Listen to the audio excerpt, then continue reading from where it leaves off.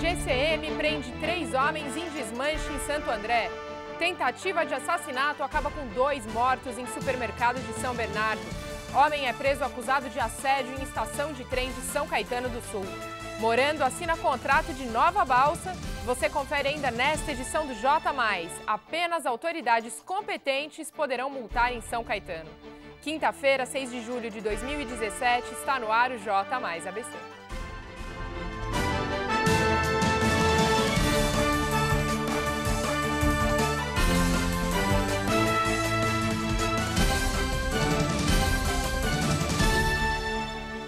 Boa noite. Na noite de ontem, guardas civis municipais de Santo André prenderam 3 homens em desmanche na rua Rio Grande do Norte, na Vila São Pedro, logo após perceberem movimentação no interior de um galpão. Os guardas entraram no local no momento em que um veículo que possuía equipamento para bloquear sinal de celular e de rastreadores estava sendo desmontado. 2 criminosos foram presos no local e outro foi pego nas proximidades. O caso foi registrado no 2º Distrito Policial de Santo André. E uma tentativa de assalto no estacionamento da rede atacadista Açaí, na Avenida Piraporinha, deixou 2 mortos na tarde de hoje em São Bernardo do Campo. 2 homens em 2 motos abordaram um carro que tinha um policial militar no banco do passageiro. O tio do agente conduziu o veículo e no banco de trás estava a mulher e a filha do policial. Dentro do estacionamento do mercado, um dos homens apontou a arma para o tio no momento em que o agente reagiu. Mais de 15 tiros foram disparados e os 2 suspeitos morreram no local. Durante o tiroteio, uma das motos chegou a pegar fogo. Parte do estacionamento foi interditado para a realização da perícia, mas a unidade seguiu funcionando normalmente. O caso foi encaminhado ao 5º Distrito Policial de São Bernardo do Campo. E uma jovem foi assediada dentro de um trem na estação de São Caetano na manhã de hoje. Segundo a Polícia Civil, a atendente de 20 anos sentiu um homem se encostar na estação Prefeito Saladino, em Santo André, mas pelo fato do vagão estar cheio, a jovem pensou que havia sido apenas um acidente. Porém, o ato se repetiu na estação Utinga, na mesma cidade, e na estação de São Caetano, o homem tocou em sua perna. A mulher revidou com um tapa no rosto do rapaz, que ao tentar fugir, os demais passageiros impediram e o segurança foi acionado. O indivíduo foi encaminhado à delegacia sede de São Caetano, onde assinou BO de importunação ofensiva ao pudor e foi liberado. A audiência do caso está marcada para o dia 7 de agosto no Fórum da cidade. E agora falando sobre as ações administrativas das prefeituras locais, secretários de São Bernardo receberam uma comissão formada por músicos e donos de estabelecimentos comerciais autuados pela Operação Noite Tranquila. A reunião buscou ampliar diálogo e orientação aos proprietários de bares sobre a lei municipal, que trata do controle e estabelecer padrões para a emissão de ruídos na cidade. A operação vem sendo realizada todos os fins de semana em São Bernardo desde o mês de maio. E São Bernardo atingiu a meta de vacinação contra a influenza em 2 grupos considerados prioritários. Quase 100% dos idosos da cidade foram vacinados e pouco mais de 90% das mulheres que deram à luz há cerca de 45 dias. A Prefeitura imunizou 197 mil pessoas desde o início da campanha. E se você ainda não se vacinou, corre porque ainda dá tempo. A campanha termina amanhã e a vacina está disponível em todas as 34 UBSs de São Bernardo, das 7 horas da manhã às 5 horas da tarde. E conforme noticiamos no jornal de ontem, o prefeito Orlando Morando assinou o pedido de uma nova balsa para facilitar a vida dos moradores que enfrentam dificuldades na travessia da represa Billings. Confira na reportagem de Luísa Hager. O trajeto leva 5 minutos, mas as filas são quilométricas. Problema antigo na região. Moradores do Riacho Grande, em São Bernardo, enfrentam dificuldade na travessia da represa Billings. Hoje, a balsa que está em operação não consegue atender a demanda. A espera dos motoristas pode chegar a 3 horas. Mas essa realidade está prestes a mudar. O prefeito Orlando Morando assinou nesta quarta-feira, dia 5 de julho, a ordem de serviço para a contratação de uma nova balsa, que terá capacidade para transportar 400 pessoas e 40 veículos em uma só viagem. Conseguimos no dia de hoje a autorização da EMAI, um investimento de aproximadamente R$2,5 milhões de reais. A balsa terá o dobro da capacidade, um pouco mais. A atual balsa transporta 18 veículos. Com o dobro da capacidade da antiga, a nova balsa vai diminuir pela metade o tempo de espera nas filas para a travessia. O agente de trânsito Rubens Américo faz esse trajeto todos os dias e acredita que a vida dos moradores da região vai melhorar. Essa nova balsa, né, de 40 lugares aí vai melhorar muito a minha vida, porque eu perco 1/3 da minha vida praticamente em fila de balsa, né? 2h30 para ir, 3 horas à noite para voltar. Então, você reduzindo isso em 50% é melhoria de qualidade de vida para a gente, né? A gente que trabalha para o lado de cada balsa vai melhorar muito a vida da gente. A expectativa da EMAI, Empresa Metropolitana de Águas e Energia, é realizar quase 60 mil viagens por ano, atender mais de 2 milhões de pedestres e 800 mil veículos. Com os novos investimentos, as fiscalizações também vão aumentar. Uma conquista tão sonhada, hoje moram aproximadamente 20 mil pessoas no pós-balsa, região do Riacho Grande, e eu tenho certeza que nós vamos devolver dignidade, respeito e mais conforto para quem todos os dias utiliza essa travessia. A fiscalização é para a gente impedir novas ocupações. Aquilo lá está numa área, toda a região ali é área de proteção aos mananciais, uma parte em área de Mata Atlântica. A EMAI está disponibilizando uma nova equipe que vai somar os esforços da nossa Secretaria de Meio Ambiente e da Guarda Municipal, visando proteger e não ter novas ocupações irregulares, especificamente naquela região e em demais pontos da região de Manancial, colocado em São Bernardo do Campo. A previsão para a nova balsa entrar em funcionamento será o primeiro semestre de 2018. E o prefeito de São Caetano, José Auríquio Júnior, revogou um item que impede a empresa que administra os estabelecimentos rotativos possa multar os motoristas no município. Entenda melhor. Milhares de carros invadem as ruas e avenidas do Grande ABC diariamente. A frota nos municípios ganha em média 5 mil automóveis por mês. Se enfrentar congestionamento não é fácil, na hora de estacionar a dor de cabeça aumenta ainda mais. As opções são as vagas rotativas. A Zona Azul tem sido tema bastante discutido na gestão do prefeito de São Caetano, José Auríquio Júnior. Ele revogou um item que impede a empresa que administra os estacionamentos rotativos a multar os motoristas na região. Para a prefeitura, só autoridades competentes como a polícia e os agentes de trânsito têm esse direito. A Zona Azul é uma coisa boa, porém aqui na região seria necessário mais vagas, né? Porque tem muitos veículos que necessitam disso.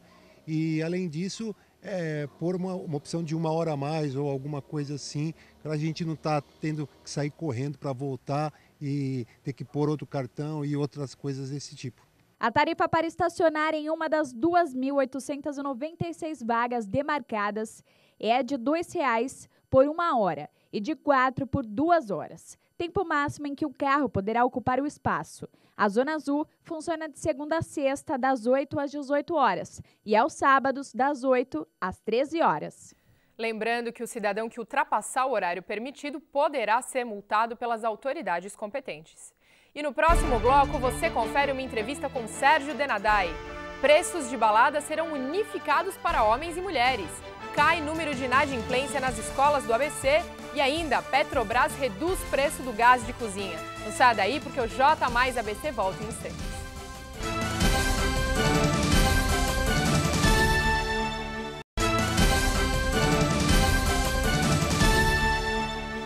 E agora nós voltamos com um convidado muito especial que encabeça uma das principais empresas do ramo de alimentação coletiva do país, que completa mês que vem 40 anos. Sérgio Denadai, seja muito bem-vindo ao J+. Obrigado, Mariana. Uma boa noite. Boa noite a todos. Agora, Sérgio, queria que você começasse contando pra gente como é que começou tudo, como é que começou essa história e esse império, né, não é mesmo, que se transformou hoje? Bom, isso foi na década de 70, a Denadai...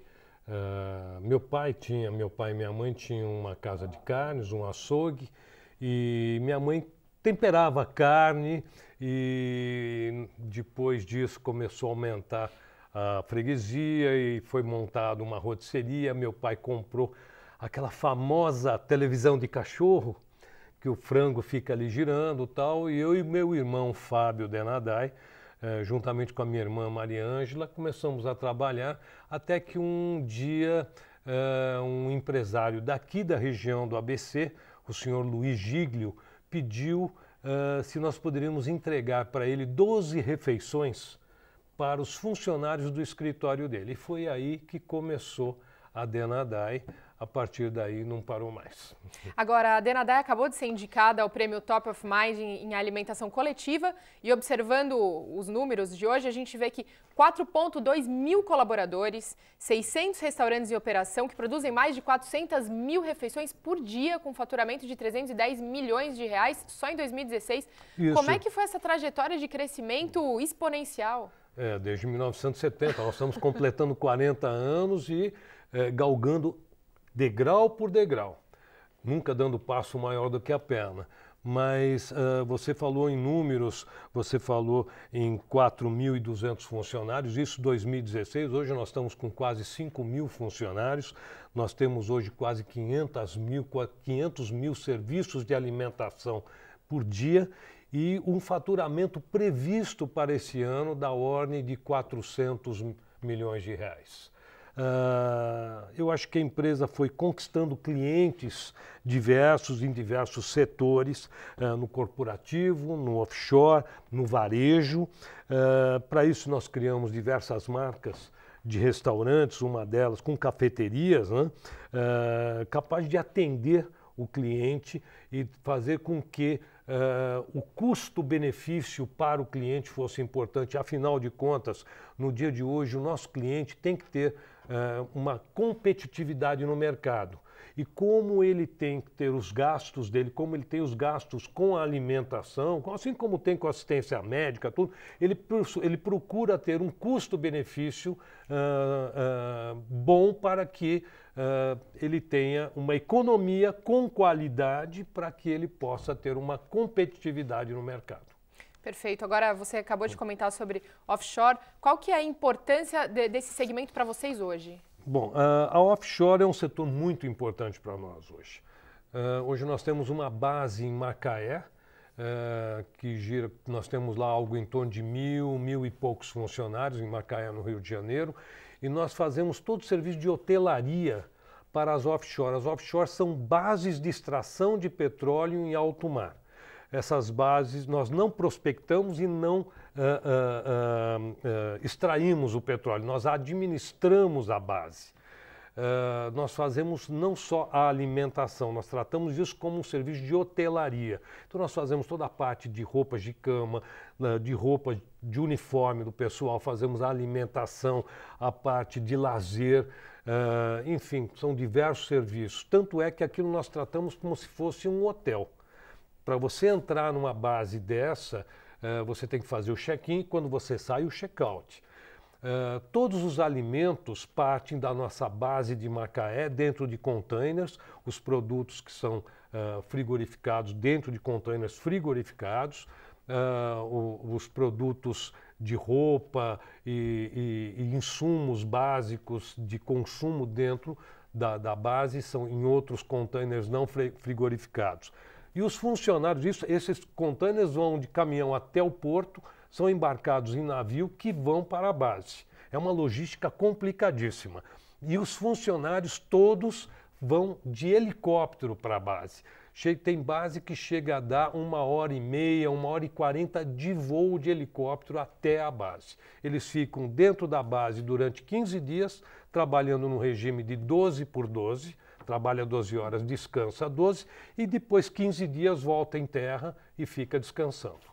Quer dizer, antes de mais nada, é um exemplo de excelência. Sem dúvida nenhuma. Todos os nossos clientes dentro da base que nós administramos, e hoje nós somos os maiores administradores de base de extração de petróleo offshore, todos eles exigem assim o extremo da qualidade perante o serviço. Rigoroso, né? Muito. Agora, vocês também atuam no setor de franquia de alimentação, é isso mesmo, Sérgio? Como que isso começou? Mariana, depois de 40 anos trabalhando no segmento de alimentação, nós descobrimos que, logicamente não foi 40 anos agora, né? Mas a questão foram 33 anos mais ou menos, nós descobrimos que poderíamos ampliar o nosso leque de trabalho em franquias de alimentação. A empresa Denadai acabou adquirindo as franquias da região norte, nordeste e noroeste do estado de São Paulo, franquias da rede Burger King. E hoje nós temos lojas de shopping, lojas de rua e quiosques também.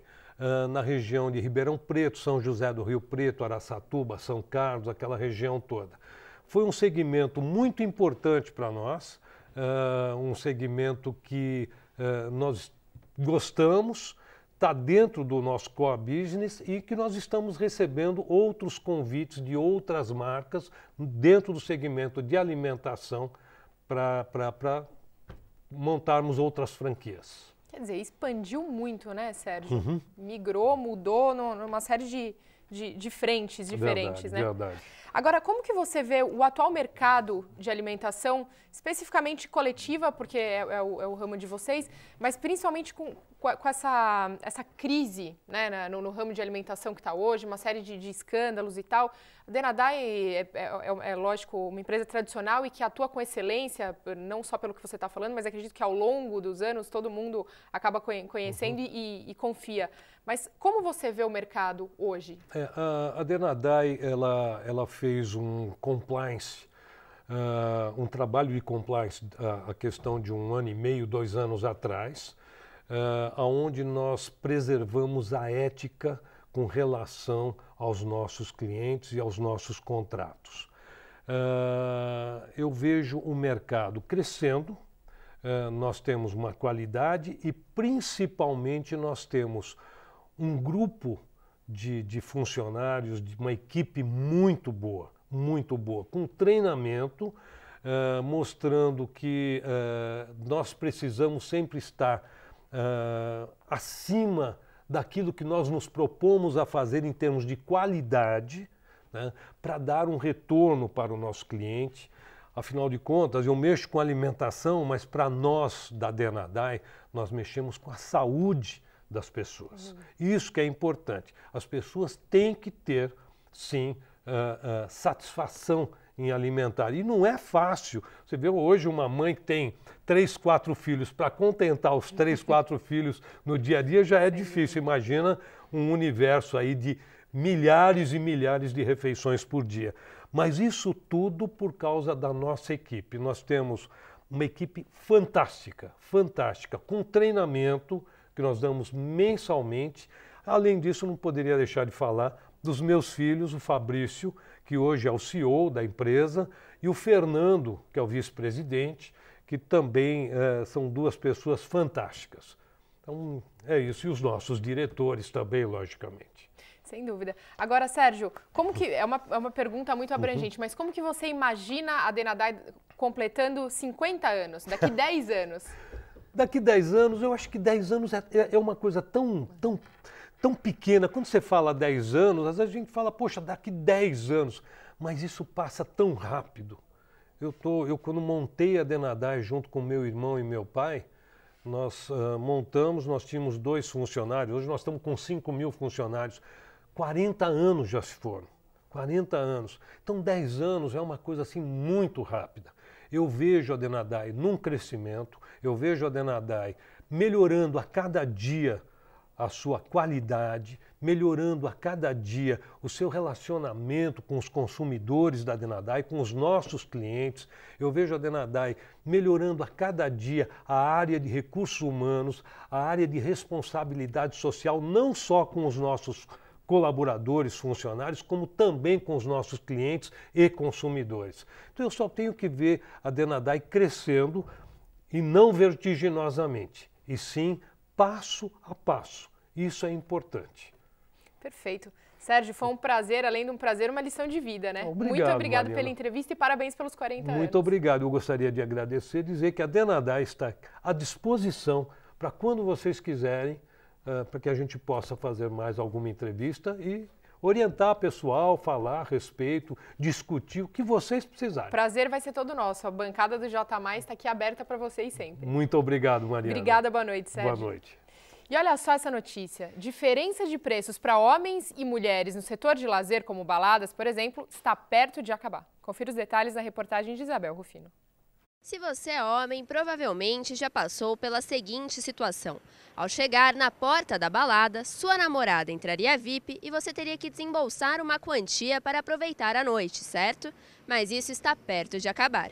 A diferenciação de preços por gênero no setor de lazer e entretenimento é ilegal, afirma o Departamento de Proteção e Defesa do Consumidor do Ministério da Justiça e Segurança Pública. Em até um mês, as casas noturnas, os bares e os restaurantes terão de se adequar à determinação. A partir daí, o consumidor poderá exigir o mesmo valor cobrado às mulheres.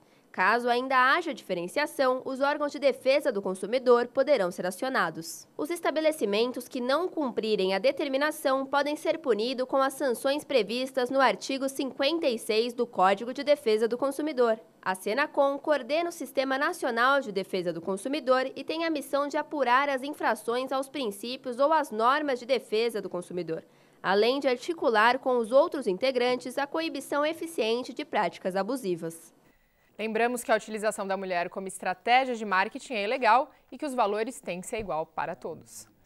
E você sabia que o índice de inadimplência nas escolas do ABC diminuiu mais de 8% nos 4 primeiros meses deste ano? Confira.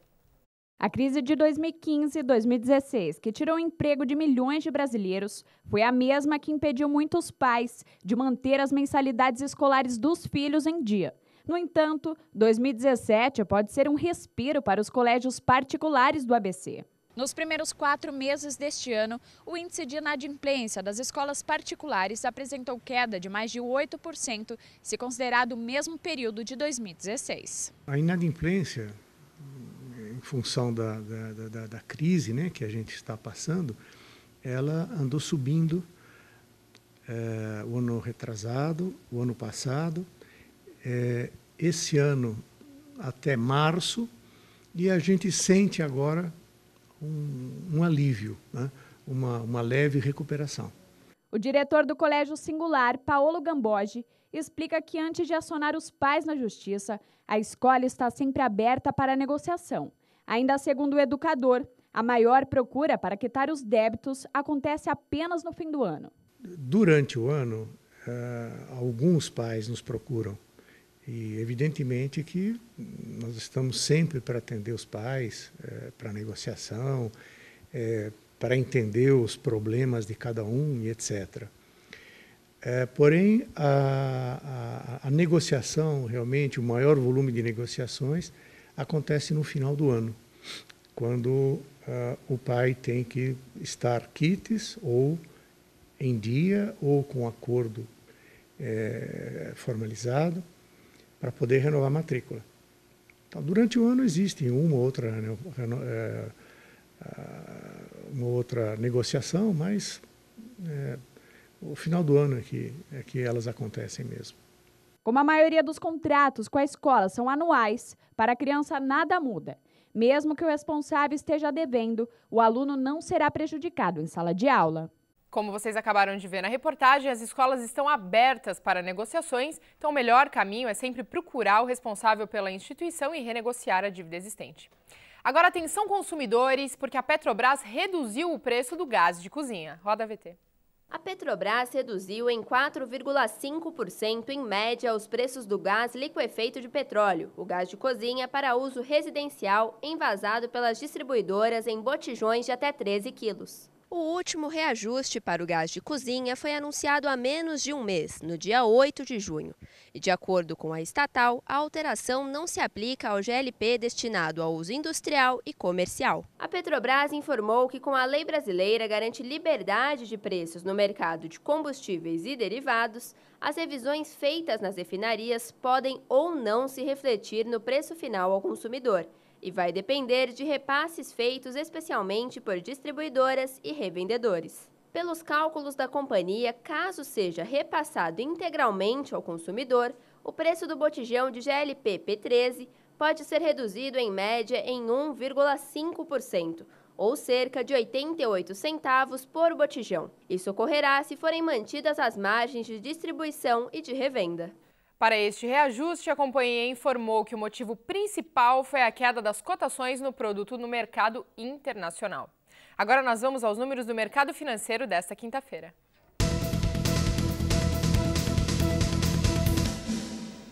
O dólar comercial fechou em alta de 0,18%, vendido a R$ 3,29. O euro encerrou com valorização de 0,97%, cotado a R$ 3,77. E a Bovespa fechou em baixa de 1,08%. E no próximo bloco você confere as condições do trânsito em nossa região, conheça também as atrações do Festival de Inverno de Paranapiacaba e ainda a previsão do tempo para amanhã. Então não sai daí porque o J mais ABC volta já já.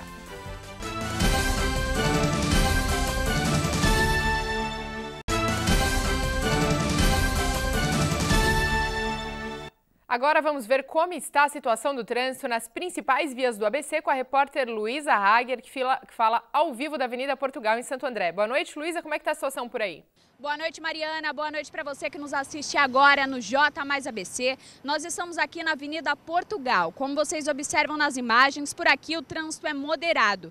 Santo André registra 50 quilômetros de lentidão. As vias neste momento mais complicadas para os motoristas são a Avenida dos Estados, Dom Pedro II e Itamaraty. Mariana, é com você nos estúdios.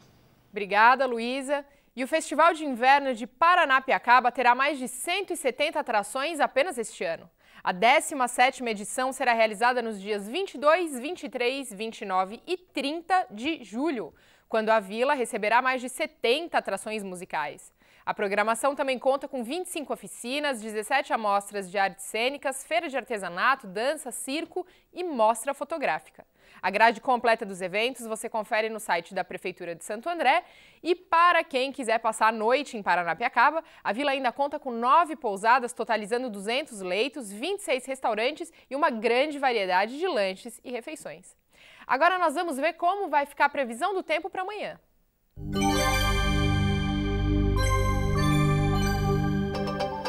Em São Bernardo, mínima de 11, máxima de 19 graus. O dia será de sol com poucas nuvens e não há previsão de chuva.